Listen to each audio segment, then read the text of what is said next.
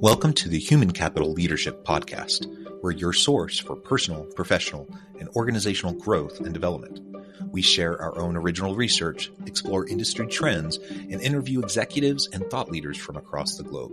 Please join us often for practitioner-oriented content around all things leadership, HR, talent management, organizational development, and change management.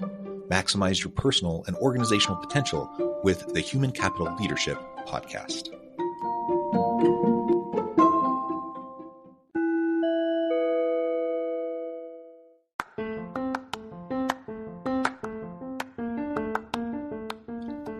Welcome to the Human Capital Leadership Podcast. In this HCL podcast episode, I talk with John Morgan about the new LHH report on the key challenges to leadership development programs and creating L&D buy-in for talent attraction and retention.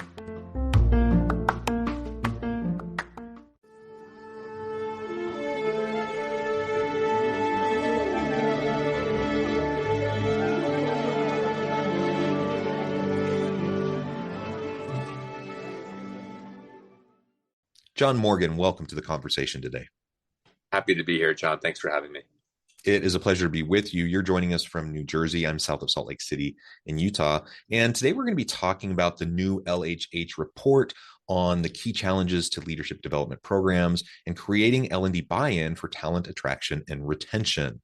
There's a lot of great stuff in this report. That's what we're going to zoom in and focus in on, but we might touch on some of the other elements as well a little bit. I'm super excited for this conversation. And of course, you have a tremendous background in this area. So thank you for taking the time to share your expertise with me and the audience.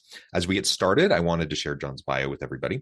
John Morgan is president of LHH's Career Transition and Mobility and Leadership Development businesses and has more than 20 years of experience providing leadership advice to clients across industries on navigating economic shifts.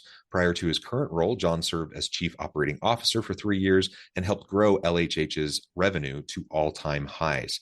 I could talk more and more about your background, but I'm going to pause there. Anything you would like to highlight about your own professional background or personal context before we dive on in? That's very nice. Thank you very much for the intro. And, just really briefly, I've been in the human capital industry for my whole career, for just 25 years. And I always like to think of myself as a blend of, I run a large human capital business, but I'm also a psychologist in training. So I have a master's in organizational psychology and also an MBA. So I've just always been fascinated by human behavior at work, which is really why I do what I do. So happy to be on the show. Very good. And I'm a close cousin. I'm an organizational sociologist with a lot of social psych in there. Anyways, wonderful stuff. Great background. And yeah, that background serves you very well in this space. So again, thank you for joining me. All right. Why don't we dive on in? Give us just a little bit of background and context to this report itself. Sure. How this report came about, some of the components to it, and then we'll dive on in more specifically to talk about L&D buy-in and talent attraction and retention. Absolutely, yeah. So at LHH, we really do quite a bit of research to help sort of guide the work that we do, and the work that we do is really in three areas. I mean, if you really simplify it, the work that we do is we help our companies, our clients, recruit talent, develop talent, and transition talent when they have to exit an organization. And so this study really focuses on the middle pillar, which is developing talent, how we build leaders and how we help companies, guide leadership development, investment, and programs. And so, we felt that in the world that we're living right now, which is sort of the convergence of, leadership skills changing amid AI, return to work programs kind of formulating, Gen Z entering the workforce, just really a good time to kind of take a step back and take a look at our customers and say, hey, what is working in leadership development? So that's really what the impetus was for the survey.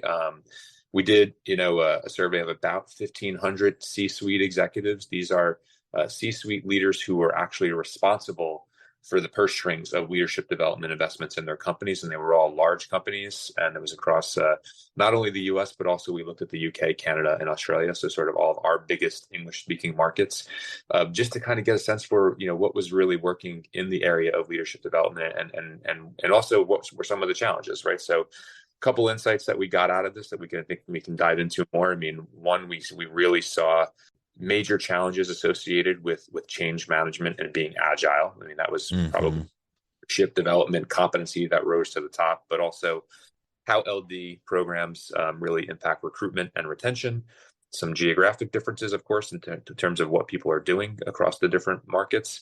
And then, how do you build an LD culture and really what works? And so those are the areas that we really probed into.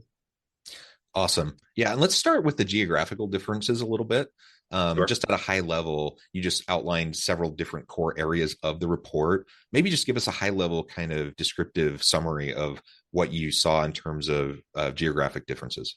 Yeah, there were, I mean, obviously customs and work styles across those countries are a little bit different, but there were really two major significant differences that jumped out of the data when we looked at it. And the first one was in North America, so in the US and in Canada, the composition of leadership programs had a big focus on not just leadership but DE&I, right? So for sure, when you compared that to the UK and the Australia and some of the other markets, we had almost 100% of leadership development programs at least having a component that was really strongly focused on DE&I.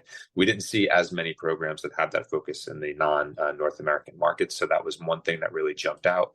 And I think the second one was that there's this success factor that leadership development programs are really only successful when they're linked with business objectives. I mean, we all kind of know this. It's a little bit of motherhood and apple pie, right? Leadership has to drive the business strategy. We found in North America, majority, 80%, felt that the linkage was pretty clear. Their programs that they were building were clearly linked to the business strategy. Outside of North America, we actually found that result to be much less. It was less than 50% affirmed that opinion, that their programs that they were building were connected to their leadership strategies. So those were the two major geo differences that were actually called out statistically in the study that we did. Yeah. Well, that's super interesting. And I don't want to talk about my own stuff too much, but I do a lot of comparative international work in the motivation, in the employee engagement, satisfaction, and retention space, looking, across countries and cultures. And so that is just, I'm always fascinated by that, and to see different data sets and how these differences manifest. Super, super interesting. Anything else you want to say about that generally before we dive on in more specifically to the buy-in piece? It wasn't a huge surprise to see the DEI component obviously come up in North America, because I think companies that are based in North America, I think, are a little bit behind in that area, right? And I think the focus on that is actually encouraging to see that lots of companies, despite some of the recent government rulings, by the way, which some of these programs are the question. What we're seeing in the research and anecdotally with our customers is that almost all of our clients are really focused on building out this agenda, at least as a component of what effective leadership looks like. And that's really nice to see. Well, let's talk about the buy-in piece here for a minute, because organizations can spin up training and development, leadership development programs. Lots of organizations have big catalogs of various training offerings, for example, but they're not always very well utilized by employees.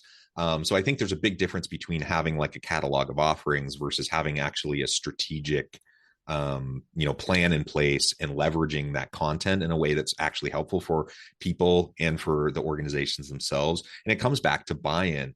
What did you find in this report? What are some of those biggest challenges for C-suite leaders that they're facing when trying to generate and create that buy-in in those leadership development programs that they may have in their organizations?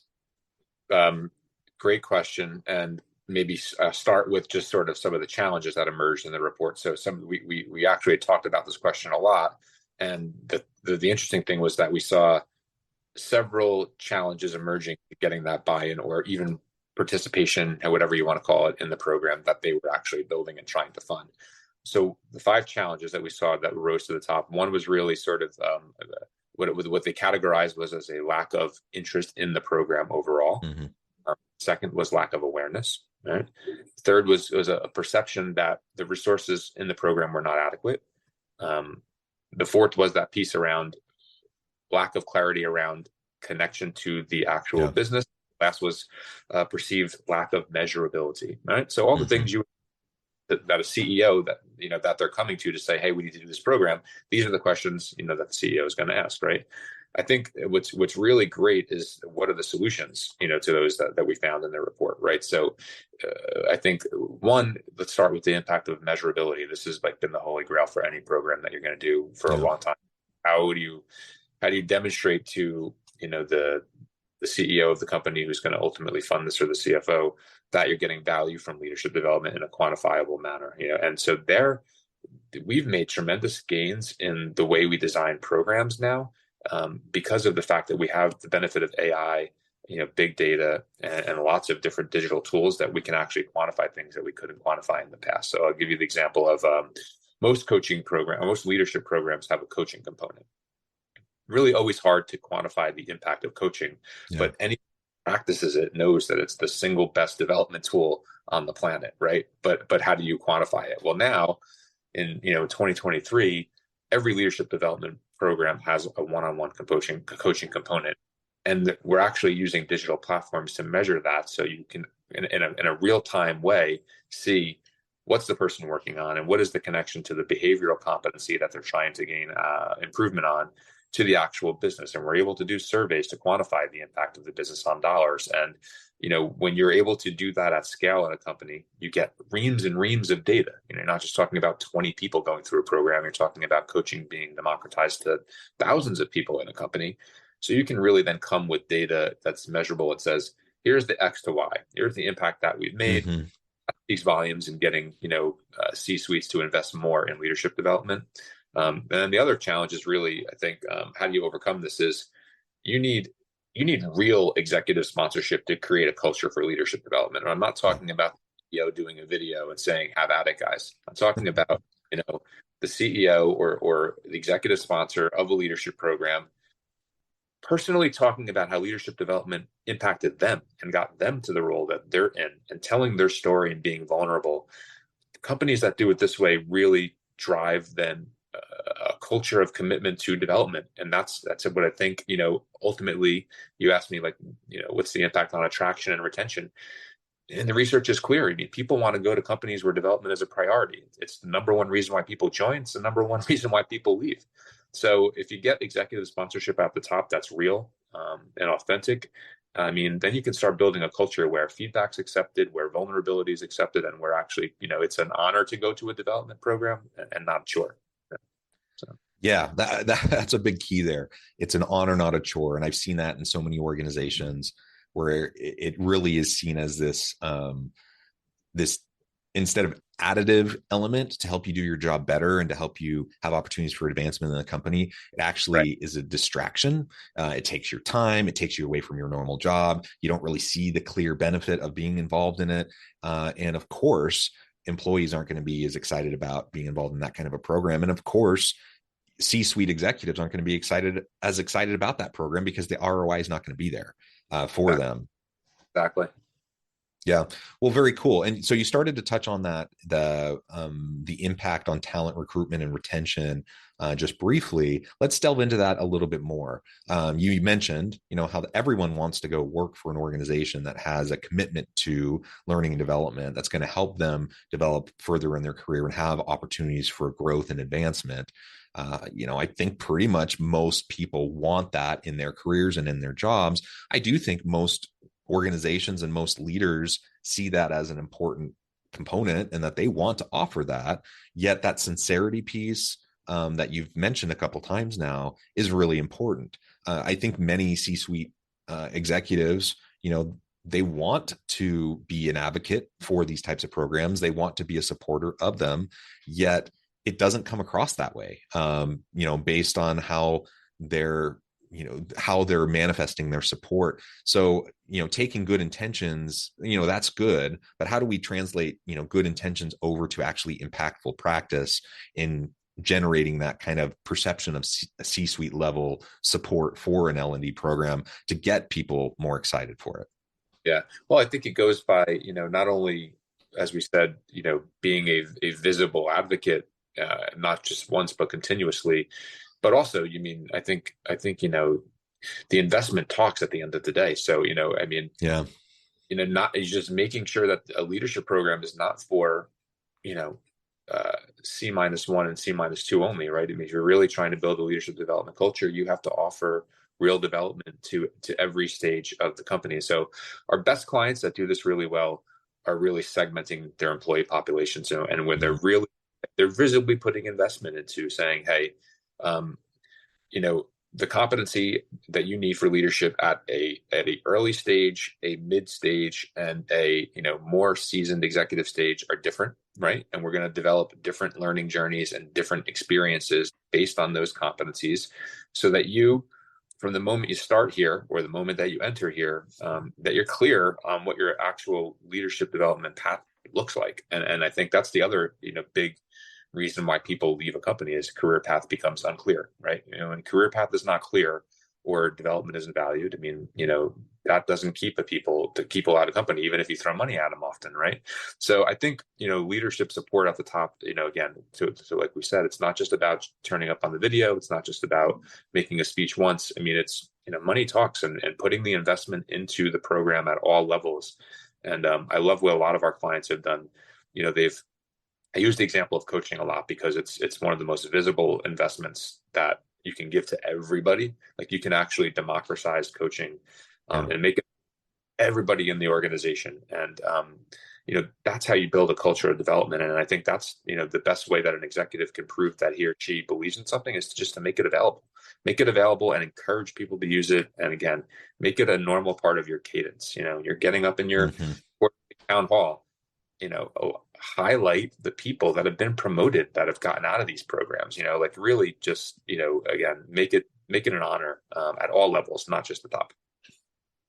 Yeah, and you mentioned having those unique pathways.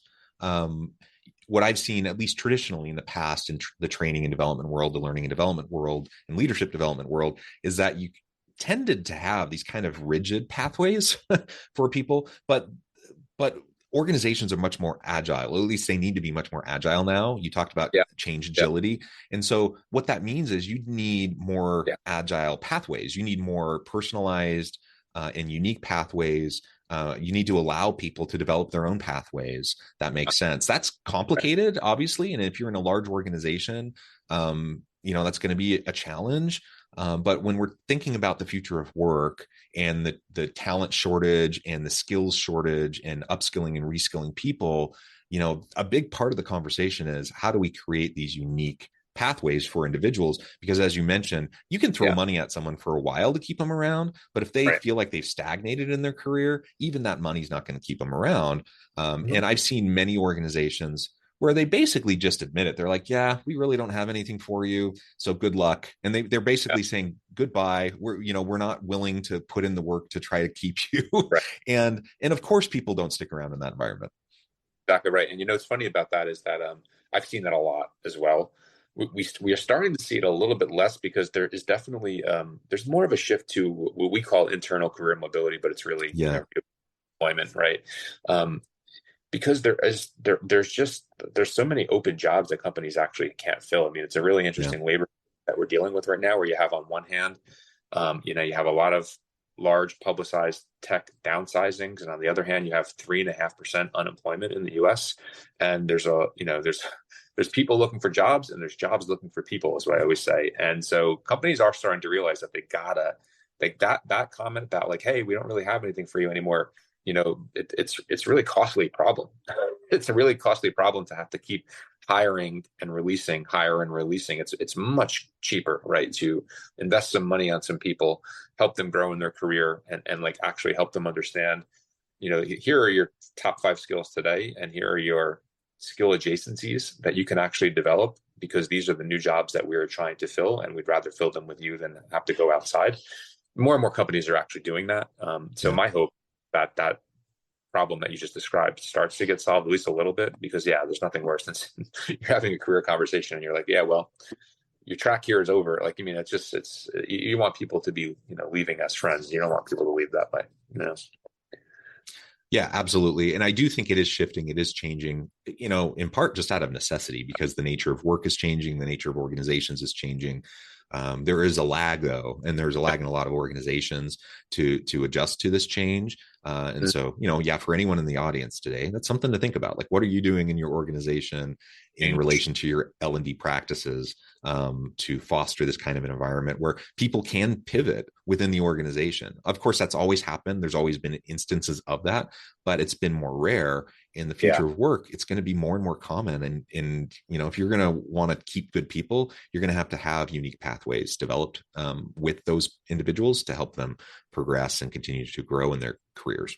yeah, Something else I wanted to touch on for a few minutes before we wrap up sure. is, this return to office mandate that has Mhm. become all too common in many organizations. What have you found in your study around those office mandates? How does that map with the Sure, continued economic uncertainty? sure. And how does the culture of leadership development play into all of this? Yeah, it's actually the culture of leadership development is a key method to help solve, I think, the sort of issue that we have with return to work right now in the U.S. particularly, because it's not much of an issue, right? That's one thing in the study. Not as much of an issue outside of the U.S. You probably have seen this in your research as well, where in continental Europe, I mean, everybody's in the office pretty much every day, right? So when you think about in the U.S., where we were headed even before the pandemic to a bit more of a hybrid model anyway, then it was exacerbated.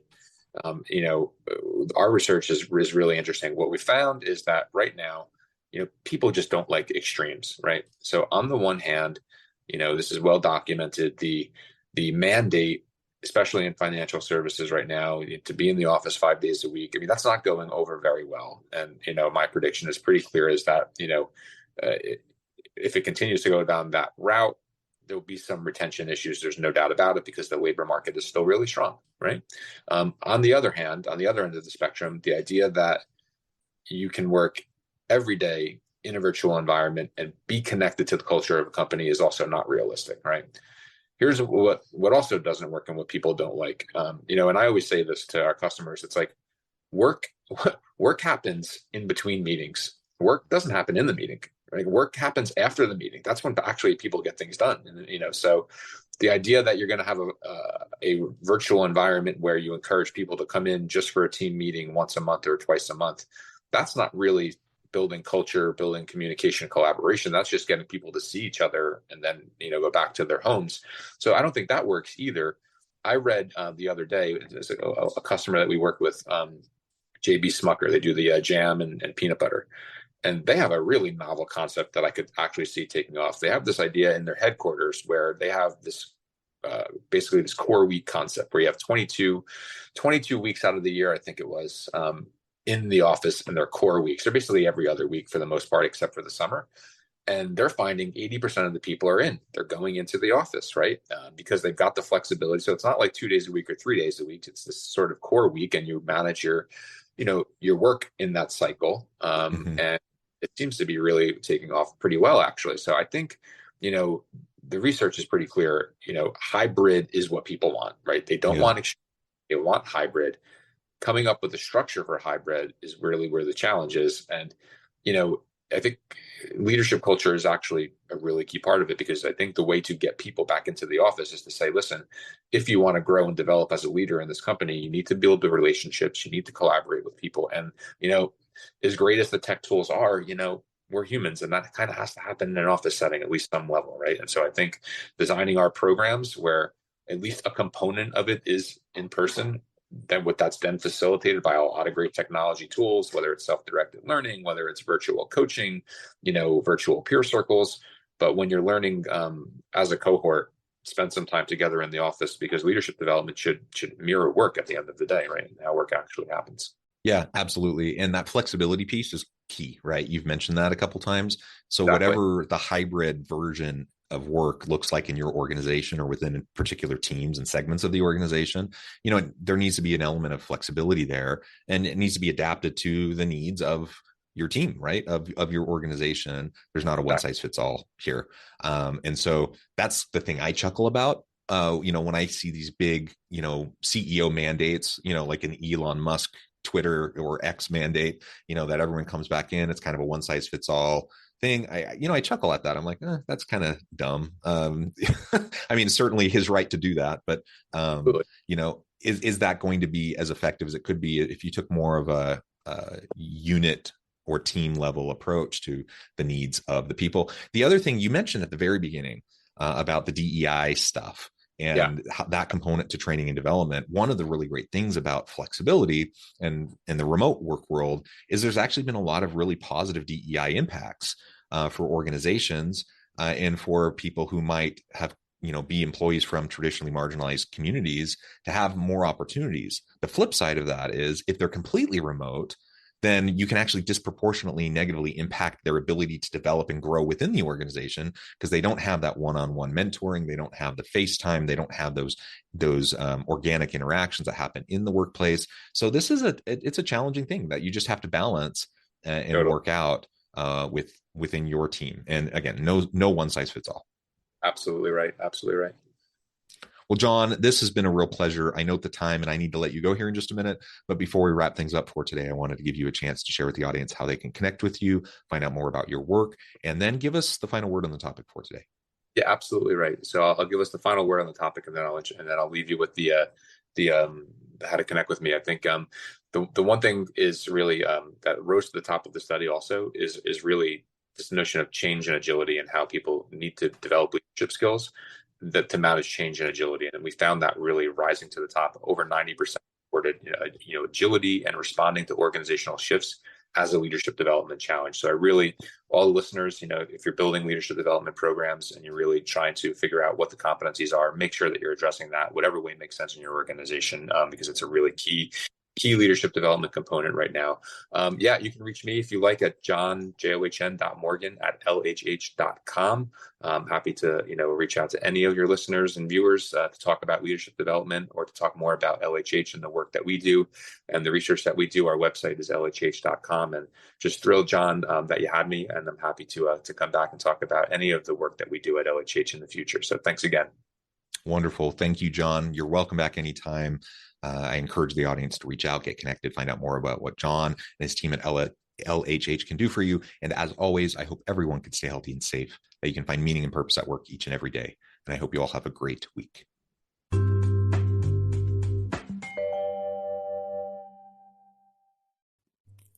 Thanks again for joining us for this episode of the Human Capital Innovations Podcast. I hope you stay healthy and safe and that you have a great week.